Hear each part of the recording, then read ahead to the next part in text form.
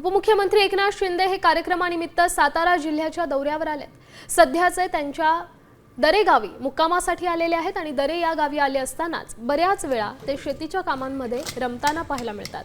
सध्या सुद्धा त्यांच्याकडून शेतीची कामं सुरू आहेत। सध्या त्यांच्या शेतात स्ट्रॉबेरी पिकाची लागवड सुरू आहे। सकाळपासूनच ते या स्ट्रॉबेरीच्या लागवडीमध्ये व्यस्त असल्याचं पाहायला मिळतंय। दरे या गावातून तिथल्या परिस्थितीचा आढावा घेतलाय आमचे प्रतिनिधी ओंकार कदम यांनी।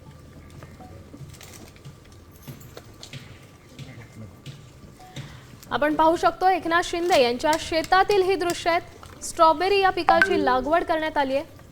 सध्याच त्यांचं दरे गावातच ते मुक्कामासाठी आहेत आणि शेतीच्या कामांमध्ये ते रमताना आपल्याला पाहायला मिळत आहे। आणि सध्या सुद्धा त्यांच्याकडून शेतीची कामं सुरू आहेत। त्यांच्या शेतामध्ये आपण पाहू शकतोय स्ट्रॉबेरीची लागवड करण्यात आली आहे आणि याच कामात ते व्यस्त आहेत।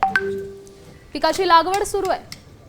सकाळपासूनच स्ट्रॉबेरीच्या या लागवडीमध्ये ते व्यस्त असल्याचं या व्हिडिओच्या माध्यमातून आपण पाहू शकतोय। एकनाथ शिंदे सध्या दरे गावात दाखल झालेत।